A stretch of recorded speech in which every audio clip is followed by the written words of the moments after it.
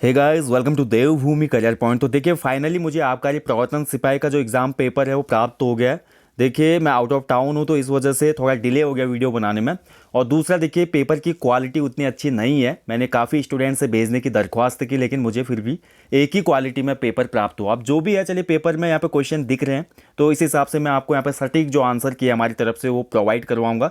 और साथ ही वीडियो के अंत में ये भी बताया जाएगा कि पेपर कैसा था, क्या इसका नेचर था, क्या इसकी कट ऑफ जाएगी। तो ये सभी बातें हम डिस्कस करेंगे वीडियो के लास्ट में। तो चलिए सबसे पहले देख लेते हैं जो आंसर की है। अभी ऑफिशियल आंसर की रिलीज नहीं हुई है यूके ट्रिपल एससी के द्वारा। अभी जो हमारी आंसर की है उससे आप मैच कर लीजिए आपके कितने क्वेश्चन सही हो रहे हैं। तो पहला क्वेश्चन था, देखिए, तुरंत सोचकर निर्णय लेने वाला क्या कहलाता है। ठीक है, अभी प्रैक्टिस पेपर, माफ कीजिएगा, ये जो पेपर है इसका जो सेट है ये भी पता नहीं मुझे कौन सा सेट है। तो आप क्वेश्चनों को देखकर आंसर अपने निकाल लीजिएगा। ठीक है, तो तुरंत सोचकर निर्णय करने वाला कहलाता है, इसका जो राइट आंसर है ऑप्शन बी। ठीक है, इसको बोलते हैं प्रत्युपन्नमति। ऑप्शन बी इसका सही आंसर था, प्रत्युपन्नमति। दूसरा क्वेश्चन है, देखिए, निम्न में से स्त्रीलिंग शब्द है, तो इनमें से स्त्रीलिंग शब्द हो जाएगा ऑप्शन सी, तृष्णा। तृष्णा को बोला जाता है इच्छा। तो इच्छा है, इकारांत है, यानी कि क्या हो जाएगा ये हमारा स्त्रीलिंग शब्द हो जाएगा, ऑप्शन सी। ठीक है, अगला देखिए, निम्न में से आकाश का पर्यायवाची नहीं है, तो नहीं है पूछा है, तो आकाश का पर्यायवाची इनमें से कौन सा नहीं होगा। ऑप्शन डी नहीं होगा। ठीक है, दृग। दृग जो पर्यायवाची है वो आंख का पर्यायवाची है, अक्षु, चक्षु। ठीक है, आंख का पर्यायवाची है दृग। अभ्र, व्योम, अनंत सभी आकाश के पर्यायवाची होते हैं। निम्न में ध्यानपूर्वक शब्द कैसा शब्द है, तो ध्यानपूर्वक जो शब्द है वो क्या है। तो राइट आंसर इसका ऑप्शन डी, ये एक क्रिया विशेषण अव्यय है। ठीक है, अव्यय क्या होते हैं हमने पढ़ा है हिंदी में। अव्यय वो अविकारी शब्द होते हैं जिन पर लिंग, वचन और कारक का कोई भी प्रभाव नहीं पड़ता। ठीक है, अविकारी होते हैं अव्यय। तो क्रिया विशेषण अव्यय हो गया ध्यानपूर्वक में, ऑप्शन डी। नेक्स्ट देखिए, कैंची किस भाषा का शब्द है। रिपीटेड क्वेश्चन है, देखिए, तो कैंची हमारा जो है ऑप्शन डी तुर्की भाषा का शब्द है। छठा क्वेश्चन है, देखिए, दारुण शब्द का अर्थ क्या है, तो दारुण शब्द का अर्थ होता है, इसका राइट आंसर है ऑप्शन ए, भयंकर। ठीक है, विष बोल सकते हैं या भयंकर बोल सकते हैं। ठीक है, तो दारुण का अर्थ होता है भयंकर। अगला देखिए, अन्वय का संधि विच्छेद क्या होगा। अन्वय, तो अन्वय, अनवय। ठीक है, अन्वय का संधि विच्छेद, तो इसका जो राइट आंसर है अन्वय का संधि विच्छेद हो जाएगा अनुधन अय, यानी कि ऑप्शन ए इसमें सही उत्तर था, अनुधन अय। ठीक है, चलिए अगला क्वेश्चन था, देखिए, भाषा के वो लघुतम सार्थक खंड जो शब्द के अंत में जुड़कर नए शब्दों का निर्माण करते हैं क्या कहलाते हैं। तो कोई भी देखिए सार्थक खंड जो शब्द के या शब्दांश होते हैं शब्द के अंत में जुड़कर, उनको बोला जाता है प्रत्यय। ठीक है, ऑप्शन 20 में सही उत्तर था, प्रत्यय बोलते हैं इनको। ठीक है, चलिए बढ़ते हैं अगले क्वेश्चन की तरफ। अगला क्वेश्चन है, देखिए, विविध भारती प्रसारण सेवा की शुरुआत कब हुई। तो देखिए, हमारा जो प्रिंट मीडिया वाला है ना, मीडिया, पत्रकारिता और जनसंचार, यहाँ से क्वेश्चन बन रहे। देखिए, विविध भारती प्रसारण सेवा, इसकी शुरुआत हुई थी 1957 में। ठीक है, 3 अक्टूबर 1957 को शुरू हुआ था ये, ऑप्शन ए सही था इसमें। कवयित्री महादेवी वर्मा का जन्म कब हुआ था। देखिए, अगर आपने हमारी सामान्य हिंदी कवि परिचय वाली ई बुक ली थी ना, तो ये आंसर आपका सही हो गया होगा। कवयित्री महादेवी वर्मा का जन्म हुआ था 1907 में फर्रुखाबाद में, ऑप्शन डी इसमें सही आंसर है, 1907। निम्न में से आलोक शब्द का विलोम है, तो आलोक शब्द का विलोम बहुत सिंपल था। देखिए, आलोक का मतलब होता है चमकना, ठीक है, उजाला, प्रकाश, और इसका विलोम हो जाएगा अंधकार, ऑप्शन सी इसमें सही उत्तर था। उड़ती चिड़िया पहचानना मुहावरे का अर्थ है। अब देखिए, कोई भी व्यक्ति उड़ती चिड़िया को पहचानना है तो यानी कि वो बहुत ही अनुभवी व्यक्ति है, बहुत ही एक्सपर्ट आदमी है वो। तो एक्सपर्ट का मतलब क्या हो जाएगा यहाँ पे। अब देखिए, थोड़ा यहाँ पे देखिए डाउटफुल है ये। अब बहुत ज्ञानी, मतलब बहुत ज्ञानी होना भी हम उसको रिलेट कर सकते हैं, क्योंकि एक्सपर्ट है, उसने उड़ती हुई पहचान लिया। दूसरा देखिए, रहस्य की बात जानना। वैसे यहाँ पे सुटेबल जो रहेगा, रहस्य की बात जानना, अंदर की बात, यानी कि दूर से भांप लेना कि वहाँ पे क्या चल रहा है। ठीक है, रहस्य की बात जानना, ऑप्शन ए के साथ मैं यहाँ पे जाना चाहूँगा, ऑप्शन ए। बाकी देखिए, आयोग के ऑफिशियल की में क्या आता है वो देखने वाली बात होगी। निम्न में से व्यक्तिवाचक संज्ञा नहीं है, तो नहीं है बताना है आपने कौन सी व्यक्तिवाचक संज्ञा इसमें नहीं है। तो राइट आंसर हो जाएगा इसमें ऑप्शन डी, किताब शब्द से एक जातिवाचक संज्ञा का बोध होता है, यानी कि सभी किताबों का बोध हो रहा है ना। लेकिन रामायण से केवल रामायण का बोध हो रहा है, दिल्ली से एक पार्टिकुलर प्लेस का बोध हो रहा है, तो व्यक्तिवाचक संज्ञा है। यमुना एक व्यक्तिवाचक संज्ञा है। जबकि नदी की बात होती है तो नदी क्या हो जाता है, जातिवाचक संज्ञा हो जाती है। नदियों के अंतर्गत सभी नदियां आ गई ना, गंगा यमुना ऐसे बोले हम, तो फिर ये क्या हो जाएंगे, व्यक्तिवाचक संज्ञा। तो किताब जो है इसमें जातिवाचक संज्ञा है, व्यक्तिवाचक नहीं है, ऑप्शन डी इसका सही उत्तर है। अनुशासन शब्द कैसा शब्द है, तो अनुशासन दो शब्दों के योग से बना है, अनुधन शासन, तो साफ पता चला ये यौगिक शब्द हो जाएगा। ठीक है, ऑप्शन सी यौगिक शब्द है ये। दाजू किसकी रचना है? देखिए सिंपली क्वेश्चन जो आया है ना, आज हिंदी वाले क्वेश्चन मैं डायरेक्टली बोल सकता हूँ, जो हमारा काव्य कवि परिचय वाला सेक्शन है वहाँ से जितने भी क्वेश्चन आए वो हमारी ई बुक से आए हैं। आप देख लीजिएगा जितने भी ई बुक ली थी, और जितने क्वेश्चन आज आए हैं मैं कह सकता हूँ हमारी जितनी भी टेस्ट सीरीज चलती है यूके जीके की, सामान्य हिंदी की और जीके की, वहाँ से क्वेश्चन बने हैं। दाजू जो रचना है वो हमारी शेखर जोशी की है, ठीक है, ऑप्शन डी इसका सही उत्तर है, शेखर जोशी। वह मनुष्य नहीं देवता है इस वाक्य में वह क्या है? वह मनुष्य नहीं देवता है, तो वाक्य में वह क्या हो जाएगा? तो साफ पता चला वह क्या है, अन्य पुरुष सर्वनाम का भेद है, अन्य पुरुषवाचक, यानी कि ऑप्शन ही हो जाएगा, ठीक है। चलिए बढ़ते हैं अगले क्वेश्चन की तरफ। अगला क्वेश्चन बोलता है चमाचम कैसा शब्द है? चमाचम शब्द, तो चमाचम जो शब्द है, चमाचम शब्द देश में ही पैदा हुआ है, ठीक है, तो यानी कि देशज शब्द है, ऑप्शन ए सही उत्तर हो जाएगा 17वें क्वेश्चन का, चमाचम देशज शब्द है। मोहन एक अच्छा खिलाड़ी होते हुए भी पढ़ने में तेज है, तो मोहन जो है एक अच्छा खिलाड़ी तो है ही, साथ ही पढ़ने में भी तेज है, ठीक है। एक विधेय एक उद्देश्य है वाक्य में, लेकिन विशेषताएं 2-3 बताई जा रही है, तो यहाँ पे हो जाएगा मिश्र वाक्य, यानी कि ऑप्शन ए इसका सही उत्तर होगा, ठीक है। चलिए बढ़ते अगले क्वेश्चन की तरफ। देखिए हिंदी को राजभाषा होने का गौरव कब प्राप्त हुआ? तो हिंदी को राजभाषा होने का गौरव प्राप्त हुआ 1950 में, ठीक है। संविधान सभा ने अपनाया था 26 नवंबर 1949, ठीक है। 14 सितंबर को हमारे हिंदी को अपनाया गया था 49 में, लेकिन राजभाषा होने का गौरव प्राप्त हो जाता है हमारा 26 जनवरी 1950 से, ठीक है। 14 सितंबर को इसलिए हम राष्ट्रीय हिंदी दिवस मनाते हैं। आज 10 जनवरी था, 10 जनवरी को हम विश्व हिंदी दिवस मनाते हैं, इनमें भी भेद है, ठीक है। विश्व हिंदी दिवस 10 जनवरी, जबकि राष्ट्रीय हिंदी दिवस 14 सितंबर 1949 को संविधान सभा ने हिंदी को राजभाषा बनाने का यहाँ पे संकल्प लिया। लेकिन राजभाषा होने का गौरव कब प्राप्त होगा? जब संविधान लागू होगा। संविधान लागू हुआ था 26 जनवरी 1950, तो 50 ही सही उत्तर है, ठीक है। जो हमारा हिंदी का पेड कोर्स चल रहा है वहाँ पे लोगों ने पढ़ा है क्वेश्चन। मोहन ने केला और संतरा खाया किस प्रकार का वाक्य है?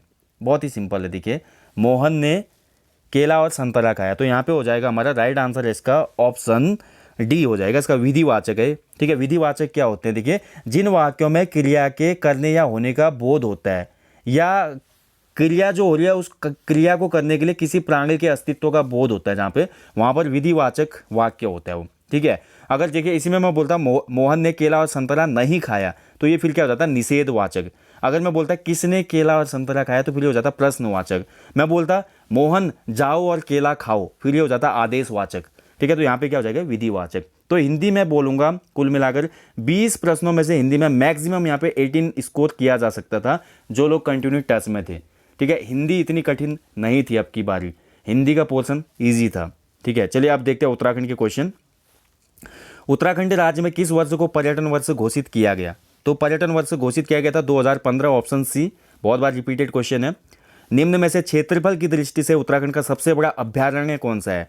तो अभ्यारण्य की अगर बात करी जा रही है, देखिए इसमें थोड़ा यहाँ पे थोड़ा सैंक्चुरी का मतलब पूछा जा रहा है, तो अभ्यारण्य में सबसे बड़ा यहाँ पे हो जाएगा केदारनाथ पशु विहार, ठीक है। केदारनाथ पशु विहार का जो क्षेत्रफल है 957 पॉइंट कुछ वर्ग किलोमीटर है, जबकि नंदा देवी की बात करते तो 624 वर्ग किमी के आसपास है, राजाजी 820 वर्ग किलोमीटर और कार्बेट नेशनल पार्क 520 वर्ग किलोमीटर। तो केदारनाथ हो जाएगा इसका आंसर, ऑप्शन डी। उत्तराखंड विधानसभा में एक सदस्य नामित किया जाता है, बहुत ईजी है, एंग्लो इंडियन समुदाय से होता है ये। पानीपत का प्रथम युद्ध लड़ा गया था, तो पानीपत का फर्स्ट वॉर हुआ था 1526 में बाबर और इब्राहिम लोदी के बीच में, ऑप्शन बी। बहुत ही simple question, easy question. Simon Commission Bharat में कब पहुंचा था? साइमन कमीशन इंग्लैंड में हो गया था रेडी 1927 में, भारत में पहुंचा था 3 फरवरी 1928 को, यानी कि ऑप्शन ए सही हो जाएगा इसका, ठीक है। चलिए बढ़ते अगले क्वेश्चन की तरफ। उत्तराखंड में स्थित कामेत पर्वत शिखर की ऊंचाई कितनी है? देखिए लास्ट टाइम पंचाचूली पूछा था किसी एग्जाम में, नंदा देवी तो हमेशा पूछता है सबसे ऊंची है, कामेत पूछ लिया, हो सकता है अगले एग्जाम में चौखंबा पूछ ले, ठीक है। हो सकता है अगले एग्जाम में दूधातोली की रेंज पूछ ले, दूनागिरी पर्वत की हाइट पूछ ले। तो कुछ नामी जो पर्वत हैं उत्तराखंड के वो आपको याद होने चाहिए उनकी हाइट। तो उत्तराखंड में जो कामेत पर्वत है दोस्तों, कामेत पर्वत की टोटल ऊंचाई है, ऑप्शन बी इसका सही उत्तर है 7,756 मीटर, ठीक है। चलिए बढ़ते अगले क्वेश्चन की तरफ। निम्न में से उत्तराखंड के किस जिले में सर्वाधिक वन क्षेत्र हैं? तो उत्तराखंड के सर्वाधिक वन क्षेत्र वाले जो जनपद हैं वो है पौड़ी, नैनीताल, उत्तरकाशी, चमोली। टॉप के 4 बता रहा हूँ मैं, टॉप 4 जो हैं क्षेत्रफल के हिसाब से, पौड़ी, नैनीताल, उत्तरकाशी, चमोली। अब पौड़ी और नैनीताल तो इसमें दिया ही नहीं है, तो तीसरे नंबर का डिस्ट्रिक्ट यहाँ पे सबसे बड़ा हो जाएगा, यानी कि उत्तरकाशी, ऑप्शन बी इसमें सही हो जाएगा, ठीक है। तो देखिए क्वेश्चनों को थोड़ा घुमाया है, क्वेश्चन बहुत ईजी है लेकिन क्वेश्चनों को थोड़ा घुमा दिया है आपको कन्फ्यूज करने के लिए। उत्तराखंड में आबकारी व्यवस्था किसने आरंभ की? अगर आपने हमारा ब्रिटिश गढ़वाल कोर्स देखा था यूट्यूब का फ्री वाला, या जो भी हमारे पेड मेंबर्स थे हिस्ट्री बैच के, वो जानते हैं आबकारी व्यवस्था हुई थी 1822 में। पहला आबकारी का महकमा कुमाऊं में खोला था विलियम ट्रेल ने, यानी कि ऑप्शन ए सही उत्तर है। खच्चर सेना भी तभी बनी थी, ठीक है, 1823 के आसपास। उत्तराखंड में नमामि गंगे कार्यक्रम का शुभारंभ कहाँ से हुआ? तो ये हरिद्वार के हर की पैड़ी से हुआ, ठीक है, ध्यान रखेंगे, ऑप्शन ए सही उत्तर होगा इसका, हरिद्वार हर की पैड़ी। उत्तराखंड राज्य में बेलमती चौहान तथा हंसा धनाई जानी जाती हैं। तो बेलमती चौहान और जो हंसा धनाई जी है हमारी, ये शहीद हो गई थी मसूरी गोलीकांड में, ठीक है, तो इसका आंसर हो जाएगा ऑप्शन सी, उत्तराखंड राज्य आंदोलन के शहीद के रूप में हम इनको जानते हैं। वर्ष 2011 की जनगणना के अनुसार भारत में पुरुष साक्षरता दर कितनी है? हमेशा याद करना, गौर करना और इसको गांठ बांध लो। उत्तराखंड के ग्रुप सी एग्जाम में जनगणना से क्वेश्चन आता है हमेशा भारत की। कभी वो भारत की दशकीय वृद्धि पूछता है, कभी वो पुरुष साक्षरता पूछता है, कभी वो भारत का लिंगानुपात पूछता है, कभी महिला साक्षरता पूछता है, कभी नगरीय दशकीय वृद्धि पूछता है। तो ये आपको फैक्ट याद होनी चाहिए। तो 2011 की जनगणना के अनुसार भारत में पुरुष साक्षरता की दर की अगर हम बात करते हैं तो इसका राइट आंसर है ऑप्शन डी, 82.14%, 82.14%। टिहरी बांध की ऊंचाई कितनी है? हाल में एक टॉपिक दिया था आपको मैंने, काफर बांध है टिहरी बांध, और इसकी ऊंचाई है 260.5 मीटर। गोरखाओं ने गढ़वाल पर सबसे पहला अटैक किया था तो 1791 में किया था, ठीक है, 90 में कुमाऊं पे अधिकार हो गया था, अगले ही वर्ष गोरखाओं ने गढ़वाल पर अटैक किया था 91 में, प्रद्युमन शाह के टाइम पे। गुरु गोविंद सिंह द्वारा खालसा पंथ की स्थापना कब हुई थी? तो खालसा पंथ स्थापित हुआ था 1699 में, ऑप्शन डी इसका सही उत्तर था, ठीक है। चलिए अगले क्वेश्चन को देखते हैं। राजाजी नेशनल पार्क की स्थापना कब हुई थी? सिंपल क्वेश्चन है, देखिए, राजाजी नेशनल पार्क स्थापित हुआ था, ऑप्शन ए सही था, 1983 में, 1983 में। भारत में पूर्वी घाट का सर्वोच्च शिखर है, तो पूर्वी घाट का सर्वोच्च शिखर है महेंद्रगिरी, ठीक है, पूर्वी घाट का सर्वोच्च शिखर है महेंद्रगिरी, पश्चिमी घाट का सर्वोच्च शिखर है अनाईमुडी। याद रखिएगा, दोनों पूछे जाते हैं एग्जाम में। सन 1990 के लिए वही कैलेंडर है जो कौन से वर्ष के लिए होगा? देखिए 1990 में जो कैलेंडर है ना, अगला सेम कैलेंडर किस वर्ष का होगा, यानी कि वही दिन वही डेट कौन सा होगा, ठीक है। तो इसके लिए एक हमारा कॉन्सेप्ट होता है कैलेंडर वाले सेशन में, हम देखते हैं। तो इसमें ऑड नंबर वाला सीन करते हैं हम। चलिए 1990 से लेते हैं, 1990 को 0 मानते हैं, 1991 को 1 मान लेते हैं, 1992 को हम 1 मानेंगे क्योंकि ऑड है, ठीक है, लीप ईयर नहीं है पूरा। 1993 को भी हम 1 लेंगे, ठीक है। इसके बाद 1994 जो है 1994 हमारा क्या है, लीप ईयर है, यानी कि फरवरी इसमें 29 की होगी, यानी कि इसको 2 लेंगे हम, ठीक है। उसके बाद 95 को भी 1 लेंगे, ऑड नंबर है, और 96 को भी 1 लेंगे हम, ऑड नंबर है, ठीक है। तो अब हम इनको जोड़ लेते हैं, देखिए, तो जोड़ लीजिए इनको, 2 1 3 1 4 5 6 7, तो 7 का भाग 7 में जाएगा, 0 शेष आएगा, यानी कि 1990 के बाद जो अगला सेम कैलेंडर होगा वो हमारा कौन सा होगा, 90 91 92, 90 को भी काउंट करना है, ठीक है, 90 91 92 93 94 95 96, सातवां, यानी कि 90 को काउंट करते हुए सातवां, तो 1996 सही हो जाएगा इसका आंसर, ऑप्शन डी इसमें सही था, 1996, 1990 का जैसा ही कैलेंडर 1996 में भी होगा, ठीक है, 1996। चलिए, स्कंद पुराण में नंद कानन किस बुग्याल का नाम है? तो स्कंद पुराण में नंद कानन बोला गया फूलों की घाटी को, चमोली। संविधान संशोधन के प्रावधान का वर्णन भारतीय संविधान में किस अनुच्छेद में किया गया है? तो भारतीय संविधान का कौन सा अनुच्छेद बोलता है संविधान में अमेंडमेंट हो सकता है, ठीक है, तो ये बोलता है आर्टिकल 368, अनुच्छेद 368, ठीक है। संविधान संशोधन की प्रक्रिया हमने किस देश से ली है? तो साउथ अफ्रीका के संविधान से ली है। चलिए बढ़ते अगले क्वेश्चन की तरफ। दिए गए ग्रिड में प्रश्नवाचक चिन्ह क्या होगा? ठीक है, तो यहाँ पे पजल दी गई थी, तो पजल में बताना था आपने इसका राइट आंसर क्या है। बहुत सिंपल था, देखिए, ABC XYZ ऊपर को जा रहा है, फिर देखिए DEFUVW, ऐसे GHIRST, ठीक है, तो GHIRST HS हो जा रहा है, यानी कि ऑप्शन सी था इसका उत्तर। बहुत सिंपल आए थे आज रीजनिंग के क्वेश्चन भी। दूनागिरी ग्लेशियर कहाँ स्थित है? तो दूनागिरी ग्लेशियर जो है वो चमोली में है, ऑप्शन डी। राष्ट्रीय कृषि एवं ग्रामीण विकास बैंक नाबार्ड की स्थापना कब हुई? तो देखिए हमेशा पूछता है, एवरग्रीन क्वेश्चन है नाबार्ड वाला, GS सेक्शन का। तो नाबार्ड स्थापित हुआ था 12 जुलाई 1982 को, ठीक है, 12 जुलाई 1982, 1982, ठीक है। कौन सी पंचवर्षीय योजना में स्थापित हुआ था? कभी क्वेश्चन ये भी बनता है, तो छठी पंचवर्षीय योजना में। उत्तराखंड मंत्रिपरिषद में मुख्यमंत्री सहित अधिकतम कितने मंत्री हो सकते हैं? तो मुख्यमंत्री सहित अधिकतम 12 मंत्री हो सकते हैं, ठीक है, मुख्यमंत्री सहित अधिकतम 12 हो सकते हैं, क्योंकि भारतीय संविधान ये बोलता है टोटल जितने भी हमारे सदस्य होते हैं उन सदस्यों की कुल संख्या का 15% से अधिक कैबिनेट विस्तारित नहीं होनी चाहिए। यानी कि जैसे 100 हैं, 100 अगर हमारे राज्य में, फॉर सपोज कीजिए एग्जाम्पल के लिए बोल रहा हूँ, अगर 100 MLA वाली हमारी विधानसभा होती तो इसमें से केवल 15 ही मिनिस्टर बन सकते हैं। ऐसे 70 है तो 70 का 15% आप लगा लीजिए, 70 का 15% कहीं ना कहीं बनता है 10:30-11 के आसपास। तो मुख्यमंत्री सहित 12 हम ले सकते हैं इसमें मैक्सिमम।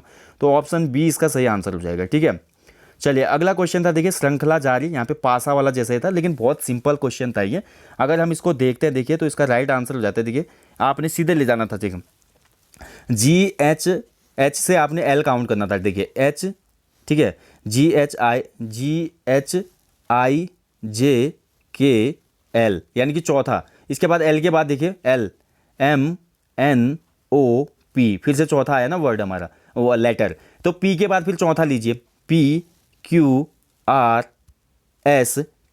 ठीक है, P के बाद हमारा चौथा कौन सा हो जाएगा QRST, यानी कि ऊपर टॉप में क्या आ जाएगा T, ऊपर टॉप वाले में क्या आ जाएगा, ये जो टॉप वाली सीरीज चल रही है ना ये वाली, इसमें T आ जाएगा यहाँ पे। अब T वाला देखिए एक ही ऑप्शन में था, T टॉप में एक ही ऑप्शन में था, कौन से ऑप्शन C में, तो ऑप्शन C इसका सही उत्तर हो जाएगा। बहुत ही सिंपल था, बाकी तो देखना ही नहीं था आपने, एक ही से हो जा रहा था।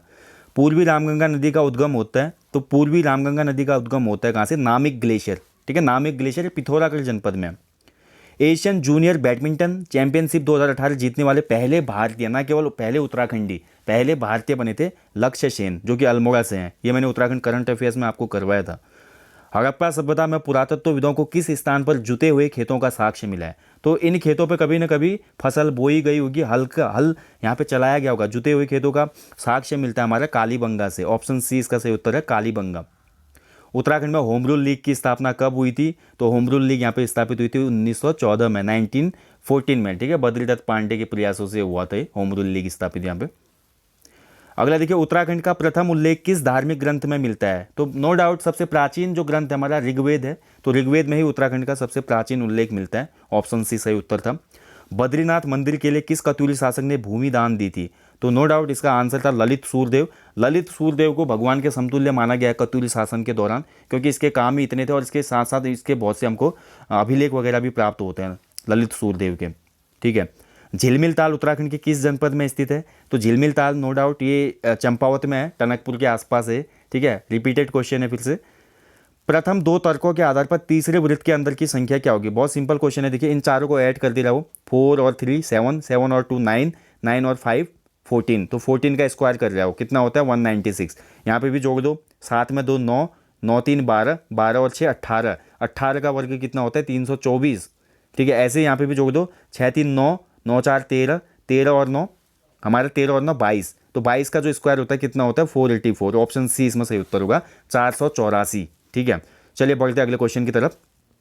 अगला क्वेश्चन भी रीजनिंग का है। देखिए यहाँ पे ब्लड रिलेशन से क्वेश्चन दिया गया है और क्वेश्चन में क्या बोलता है, देखिए क्वेश्चन में बोला है एक महिला बोल रही है, ठीक है, महिला क्या बोल रही है, ठीक है, एक महिला बोल रही है, महिला सीधे सीधे बोल रही है इसकी माता, महिला पुरुष का परिचय करा रही है, ठीक है, महिला जो है पुरुष का परिचय करा रही है, पुरुष मान लेते हैं यहाँ पे, महिला पुरुष का परिचय कराते हुए बोलती है इसकी जो माता है, इस पुरुष की जो माता है वो मेरे पिता की इकलौती पुत्री है, मेरे पिता की इकलौती पुत्री है।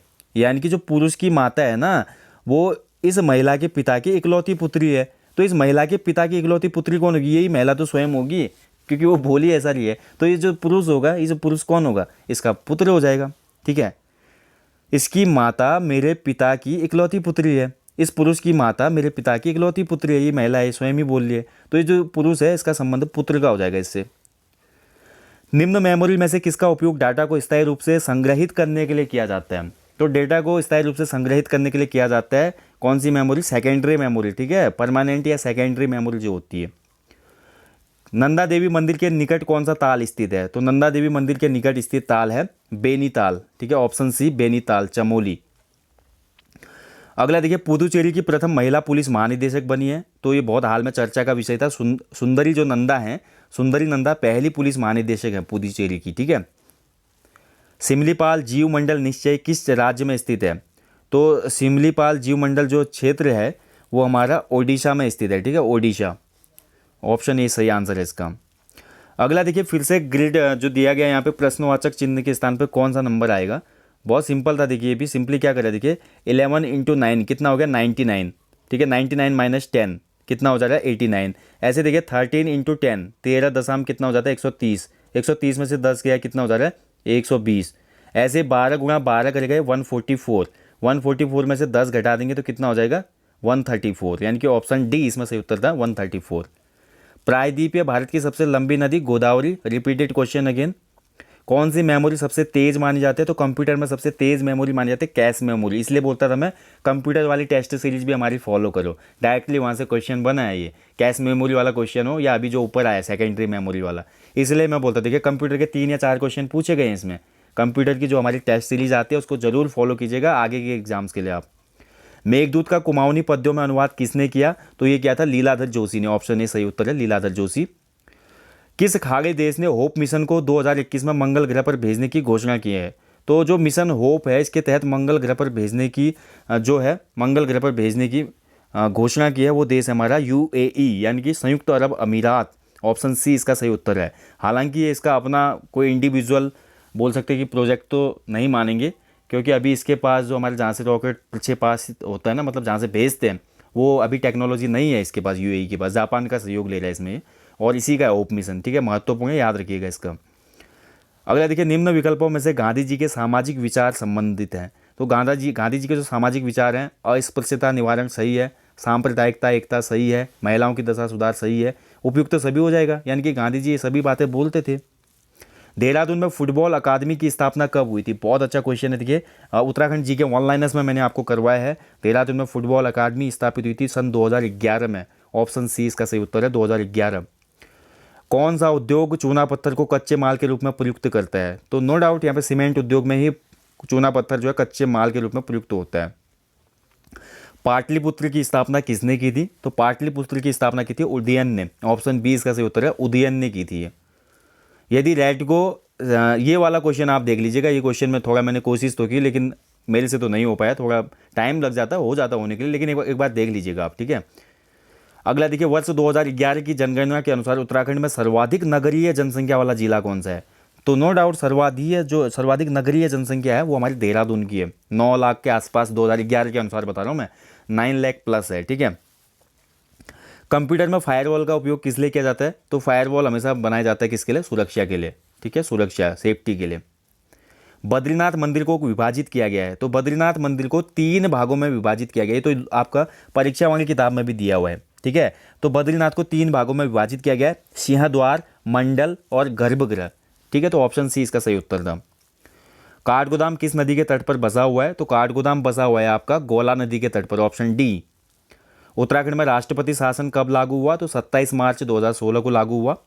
कांचीपुरम किस राजवंश की राजधानी थी, तो कांचीपुरम जो थी हमारी पल्लव राजवंश की राजधानी हो जाएगी इसमें से। पल्लव और चोल जो राजा थे उनकी राजधानी थी, पल्लव और चोलों की, तो ऑप्शन डी। चोल तो है नहीं ऑप्शन में, पल्लव है, ठीक है। अगला देखिए निम्न में से सुमेलित नहीं है। खटीमा कांड 1 सितंबर 1994 सही है। रामपुर तिराहा कांड 2 अक्टूबर 1994 बिल्कुल सही है। मसूरी कांड 3 सितंबर 1994 ये गलत हो गया, मसूरी कांड हुआ था 2 सितंबर को, ठीक है, 2 सितंबर 1994, यानी कि खटीमा कांड के जस्ट अगले दिन मसूरी में कांड हुआ था। अभी जिसकी हमने बात की ना, इसी मसूरी गोली कांड में हमारी जो अभी महिलाओं का नाम ऊपर आया, बेलमती चौहान और धनसा अनाई जो आए, हंसा दनाई, उनकी यहाँ पे शहादत हो गई थी। तो यहाँ पर मसूरी कांड ऑप्शन सी गलत हो जाएगा, ठीक है। चलिए बढ़ते हैं अगले क्वेश्चन की तरफ। मानसरोवर यात्रा उत्तराखंड के किस स्थान से चीन में प्रवेश करती है, तो चीन में प्रवेश करती हुई लिपुलेख दर्रे से, नो डाउट लिपुलेख दर्रा ट्रांस हिमालय जोन में है, ठीक है। लिपुलेख दर्रा कभी क्वेश्चन बनेगा, लिपुलेख दर्रा हिमालय के किस भाग में है, तो ट्रांस हिमालय क्षेत्र के अंतर्गत आता है ये।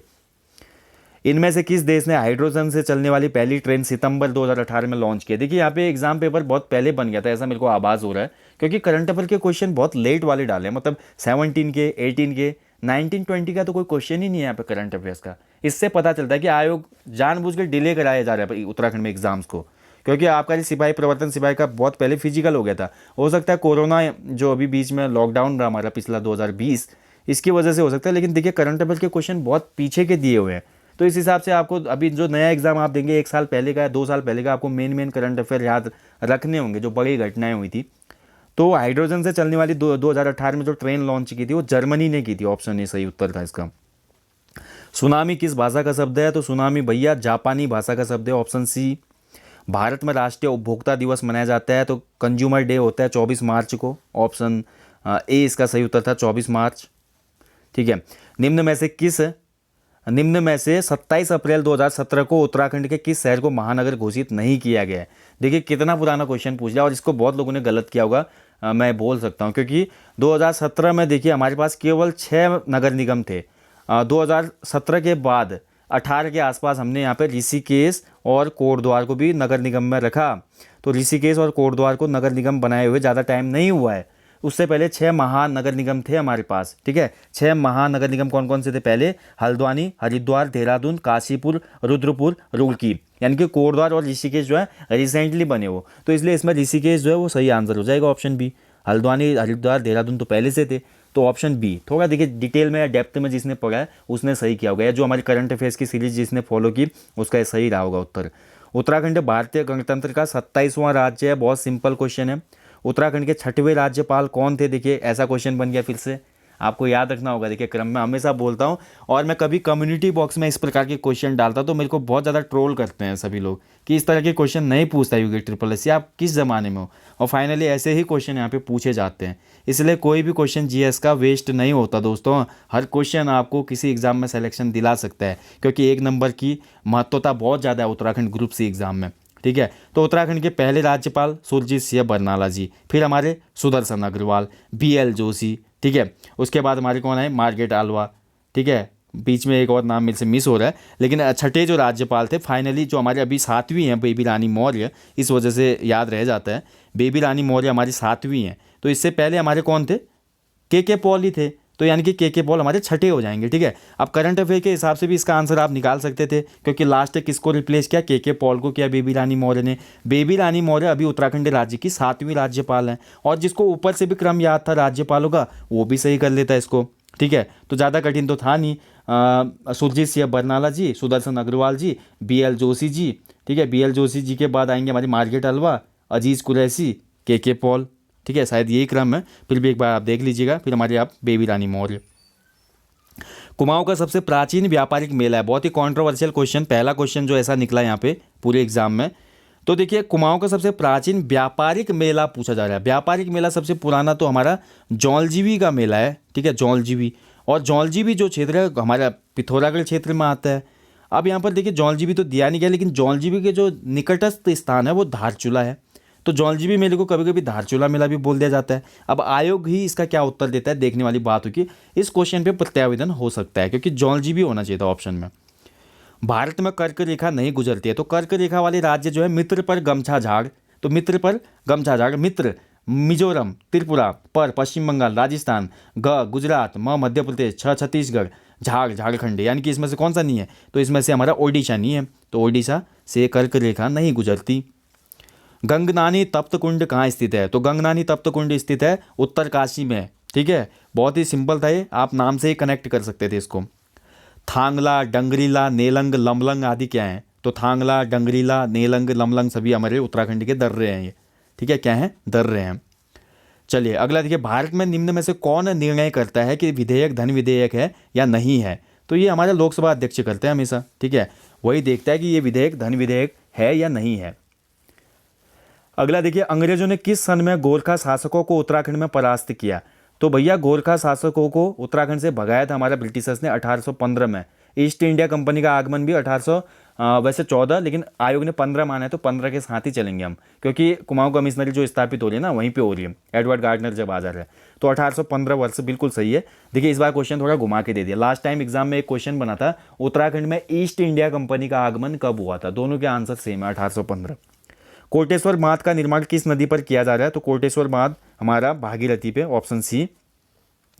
अनंतपाल का धारशिल शिलालेख किस वंश का इतिहास बताता है? तो बहुत सिंपल क्वेश्चन था। देखिए अनंतपाल का धारशिल जो शिलालेख है ये हमारा पंवार वंश का बताता है इतिहास। अब जो धारशिल शिलालेख है अनंतपाल का वो 1335 के आसपास का है, और इससे ये भी पता चलता है कि जो अनंतपाल था वो भिलंग घाटी का राजा था। ठीक है, भिलंग घाटी, जब हम उत्तराखंड इतिहास पढ़ते हैं, अभी जो हमारा कोर्स चल रहा है उसमें आप डिटेल में जो लोग पढ़े हैं उनको पता है भिलंग घाटी भी, वहाँ पे सोनपाल वगैरह थे, तो अनंतपाल भी हमारा वहीं से रिलेट करता था। इस जो शिलालेख है इससे पता चलता है। अगला देखिए, मौलिक कर्तव्यों का वर्णन भारतीय संविधान के किस अनुच्छेद में किया गया है? तो मौलिक कर्तव्य, मूल कर्तव्य अनुच्छेद 51 कॉम है, ठीक है, ऑप्शन सी इसमें सही था। किस देश को, विश्व के किस देश को लोकतंत्र का घर कहा जाता है? बहुत अच्छा क्वेश्चन बनाया था, लोकतंत्र का घर, ठीक है। तो विश्व का कौन सा देश है जिसको लोकतंत्र का घर कहा जाता है, यानी कि वर्ल्ड की कंट्री जो कि डेमोक्रेसी का होम कहा जाता है। अब यहाँ पे थोड़ा थोड़ा कंट्रोवर्सी हो सकती है इस क्वेश्चन में, क्योंकि देखिए प्रत्यक्ष, अगर हम बात करें प्रत्यक्ष लोकतंत्र का घर, तो प्रत्यक्ष लोकतंत्र का घर स्विट्जरलैंड को भी कहा जाता है। कहीं पे दिया गया कि किस देश को लोकतंत्र का घर कहा जाता है, तो यूनान को कहा जाता है, यूनान यानी कि वर्तमान ग्रीस। एंड बहुत से जगह पे ये मिलता है हमें। वैसे देखा जाए बेसिकली मैं बोलूँगा इस पक्ष में जाऊँगा मैं, लोकतंत्र का घर कहा जाता है संयुक्त राज्य अमेरिका को, क्योंकि संयुक्त राज्य अमेरिका एकमात्र ऐसा देश है जहाँ पर प्रेसिडेंट का चुनाव जनता के द्वारा होता है, ठीक है। तो इसलिए संयुक्त राज्य अमेरिका को लोकतंत्र का घर कहा जाएगा। यहाँ पे अब आयोग कौन सा इसका उत्तर देता है, और भारत सबसे बड़ा लोकतंत्र है विश्व का, ठीक है। अब भारत भी इसका उत्तर हो सकता है। अब किस परिप्रेक्ष्य में क्वेश्चन पूछा गया है, थोड़ा यहाँ पे आइडेंटिफाई नहीं हो रहा है मेरे से भी क्वेश्चन कि विश्व के किस देश को आप सिंपली लोकतंत्र का घर कहा जाता है, क्योंकि मूल अधिकारों की अवधारणा हो, संविधान का निर्माण हो, ये सभी चीज़ें हमारे अमेरिका से आते हैं बेसिकली, हम देखते हैं। तो अमेरिका ही यहाँ पे सही उत्तर होना चाहिए। अब आयोग का उत्तर देखेंगे। अगला देखिए, निम्नलिखित में से किसका उल्लेख भारतीय संविधान की प्रस्तावना में नहीं है? बहुत अच्छा क्वेश्चन दिया था। देखिए, तो भारतीय संविधान की प्रस्तावना में हमको सामाजिक न्याय देखने को मिलता है, राजनीतिक न्याय की व्याख्या की गई है, आर्थिक न्याय की व्याख्या की गई है, धार्मिक न्याय की व्याख्या कहीं पे नहीं है। तो ऑप्शन सी इसका सही उत्तर है। काशीनाथ ने काशीनगर किया काशी, ये गलत हो गया। देखिए, काशीनगर नहीं, काशीपुर होना चाहिए था यहाँ पे, ठीक है, काशीपुर। तो जो हमारा वर्तमान में काशीपुर है ना, जिसका प्राचीन नाम गोविशांग था, तो इस काशीपुर की स्थापना की थी काशीनाथ नाम के अधिकारी ने, चंद शासन में अधिकारी था ये, और ये वर्ष था 1639, यानी कि ऑप्शन बी इसका सही उत्तर था 1639, ठीक है। चलिए बढ़ते अगले क्वेश्चन की तरफ। 26 जनवरी 2004 ईस्वी से 15 मई 2004 दोनों दिनों के शामिल कितने दिन होंगे? तो बहुत सिंपल क्वेश्चन है। तो 25 जनवरी से आपने लगाना है, 2004 हमारा यहाँ पे लीप ईयर होगा, तो लीप ईयर होने की वजह से फरवरी हम इसमें काउंट ज़्यादा करेंगे, ठीक है। तो फरवरी की काउंटिंग कितनी होगी? 29 की होगी। तो 25 से आप लगा लीजिए 25, 26, 27, 28, 29, 30, 31, यानी कि 7 दिन जनवरी के होंगे, ठीक है। 29 डेज फरवरी के होंगे, 31 डेज मार्च के होंगे, 30 दिन अप्रैल के होंगे, और 15 दिन मई के होंगे। सबको जोड़ लीजिए, 30 और 15 हमारा कितना हो गया? 45, और 45 में अगर 60 जोड़ते हैं तो 105, और 105 में अगर 7 जोड़ें तो 112, ठीक है। सही हो रहा है क्या? फिर से काउंट कर लीजिए एक बार, ठीक है। तो 25 जनवरी से हम बात करें तो 25, 26, 27, 28, 29, 30, 31, यानी कि जनवरी कितना होगा? 31। 7 फरवरी हमारी कितनी होगी? 2004। इसको अगर हम डिवाइड करते हैं 4 से, तो क्या ये 4 से डिवाइड हो रहा है? तो 4 5 जा 20, 0 को ऊपर ले लिया, 4 1 जा 4, 4 से डिवाइड हो रहा है, यानी कि 2004 में फरवरी होगी हमारी 29 डेज की, ठीक है। और इसके बाद हमारे मार्च का महीना आएगा, मार्च का महीना 31 दिन का होगा, अप्रैल का महीना हमारा 30 दिन का होगा, और इसके बाद हमारा 15 मई तक काउंट करना है, तो 15 मई, 15 दिन मई के भी लेंगे, इन सबको जोड़ देना था। तो 5 और 1 6, 5 1 6, 9 6 15, 15 7 22 की 2 हासिल 1 हासिल 2, और 2 3 5, 2 3 5, 3 8, 1 9, 9 और 2 11, यानी कि 112 दिन होंगे टोटल, ठीक है। ऑप्शन ए इसका सही उत्तर हो जाएगा, 112 दिन।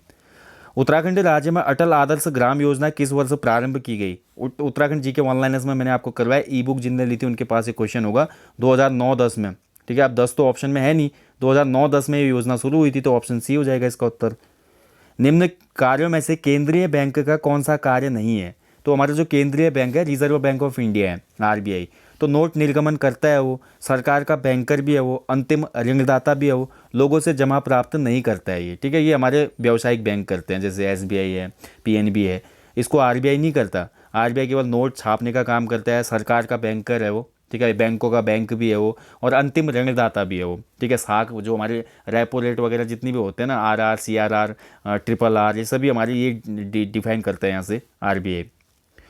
अगला देखिए, संयुक्त राष्ट्र विकास कार्यक्रम द्वारा प्रकाशित मानव विकास सूचकांक सम्मिलित करता है, तो इनमें से क्या सम्मिलित करता है मानव विकास सूचकांक? तो एचडीआई जो रिपोर्ट बनती है, एचडीआई में 3 घटक शामिल किए जाते हैं। कौन कौन से 3 घटक होते हैं? थोड़ा ध्यान से समझिएगा इसको। इसमें पहले होती है जीवन प्रत्याशा, यानी कि किसी भी देश की जीवन प्रत्याशा कितनी है, लोगों की एवरेज एज कितनी होती है। जैसे भारत की बात की जाए तो अभी 67 ईयर्स के आसपास है। दूसरा इसमें फैक्टर जोड़ा जाता है पीसीआई, पर कैपिटा इनकम, ठीक है, पर कैपिटा इनकम यानी कि प्रति व्यक्ति आय, और तीसरा फैक्टर होता है इसमें एजुकेशन, शिक्षा। इन तीन के आधार पे हमारी एचडीआई रिपोर्ट बनती है, मानव विकास सूचकांक। तो यहाँ पर हमारा देखिए कौन सा ऑप्शन दिया गया है, प्रति व्यक्ति आय केवल इसमें प्राप्त होता है। मैं इनके ऑप्शन सी हम लेंगे, इसमें से जीडीपी नहीं लेते हम, प्रति व्यक्ति सकल राष्ट्रीय आय भी नहीं लेते, केवल प्रति व्यक्ति आय, जीवन प्रत्याशा और शिक्षा, इनको लिया जाता है। तो यहाँ पे राइट आंसर हो जाएगा इसका प्रति व्यक्ति आय, 97 का सी हो जाएगा। उत्तराखंड में राज्य शैक्षिक पुरस्कार योजना कब प्रारंभ हुई थी? तो शैलेश मटियानी वाली जी, जो शैलेश मटियानी जी के नाम पे दिया जाता है ना टीचरों को, वो क्वेश्चन में पूछा जा रहा है। तो ये योजना हमारी कब शुरू हुई थी? 2009 में। ठीक है, ऑप्शन सी इसमें से उत्तर है 2009 में। चलिए अगला क्वेश्चन है, देखिए वीजीए का पूर्ण रूप क्या होता है? तो वीजीए, ठीक है, तो वीजीए को बोलते हैं वीडियो ग्राफिक्स एरे। ठीक है, वीडियो ग्राफिक्स एरे, यानी कि ऑप्शन ए इसमें सही उत्तर था, वीडियो ग्राफिक्स एरे। भारत में मेक इन इंडिया कार्यक्रम की शुरुआत कब हुई थी? तो मेक इन इंडिया बहुत पुराना देखिए करंट अफेयर का क्वेश्चन है, लेकिन महत्वपूर्ण है इसलिए आ गया, आ गया है फिर से एग्जाम में। तो मेक इन इंडिया शुरू किया था मोदी जी ने 25 सितंबर 2014 को, यानी कि ऑप्शन ए इसका सही आंसर है, 25 सितंबर 2014। ठीक है, तो दोस्तों ये था आज का आबकारी प्रवर्तन सिपाही का पेपर। और फाइनली कंक्लूजन यह है इस पेपर का, थोड़ा हिंदी को हम अलग रख दें तो उत्तराखंड जीके और जीएस रीजनिंग के क्वेश्चन यहाँ पे इजी टू मॉडरेट थे। कैसे क्वेश्चन थे? इजी टू मॉडरेट थे। ठीक है, तो अब देखिए मॉडरेट क्वेश्चन थे, पेपर का स्तर भी हमारा ठीक ठाक ही था, और यहाँ पर जो है वैकेंसीज भी कम है। ठीक है, तो मेरिट जो है इसमें, मेरिट थोड़ा ऊपर ही रहने वाली है आपकी। ठीक है, तो मेरिट पे जल्दी मैं आपके लिए एक वीडियो लाता हूँ थोड़ा एनालिसिस के बाद कि इसकी एक्सपेक्टेड कट ऑफ क्या जाएगी। अभी देखिए यहाँ पे बोलना उचित नहीं होगा, थोड़ा एनालिसिस करेंगे पोल वगैरह करवा के, कुछ अन्य फैक्टों को देखते हुए, फिर आपको यहाँ पे मैं एक फाइनल वीडियो लेकर आऊँगा कि इसकी एक्सपेक्टेड कट ऑफ कितनी जाएगी। ठीक है, हालांकि कट ऑफ बताकर क्या होता है, बहुत लोगों का मोरल डाउन होता है, कट ऑफ बनाना सही नहीं है, लेकिन मोटा मोटा मैं आपको बोल देता हूँ यहाँ पे जनरल वाले जो है ना 70 से नीचे तो मेरिट नहीं आने की है, 70-75 से ऊपर ही जानी मेरिट, क्योंकि पेपर का जो लेवल है इजी टू मॉडरेट है। ठीक है, आपको लगेगा मैं ऐसा बोल रहा हूँ, काफ़ी लोग हतोत्साहित होंगे, फिर भी देखिए आस रखनी चाहिए हमेशा, अपनी आस को कम नहीं करना चाहिए, क्योंकि वेटिंग लिस्ट आते हैं, बहुत से फैक्टर होते हैं, बहुत सी चीज़ें हैं। अब बाकी मैं जल्दी मेरिट लेकर आता हूँ आपके लिए, क्या इसकी एक्सपेक्टेड कट ऑफ रहेगी। Okay, so thank you for watching guys. और जो भी यहाँ पे देखिए क्वेश्चन 1-2 रह गए हैं जिनमें डाउट है क्वेश्चन में, वो आंसर की के बाद क्लियर हो जाएगा। हाँ, वो रीजनिंग का क्वेश्चन आप कर लीजिएगा, ठीक है, और अपना आंसर ऐड कर लीजिएगा फिर। सो आपको अगर कोई डाउट क्वेरी भी है, आंसर में किसी क्वेश्चन में आपत्ति है, तो आप कमेंट बॉक्स में कमेंट कर सकते हैं। ठीक है, तो चलिए दोस्तों मिलते हैं जल्दी, धन्यवाद।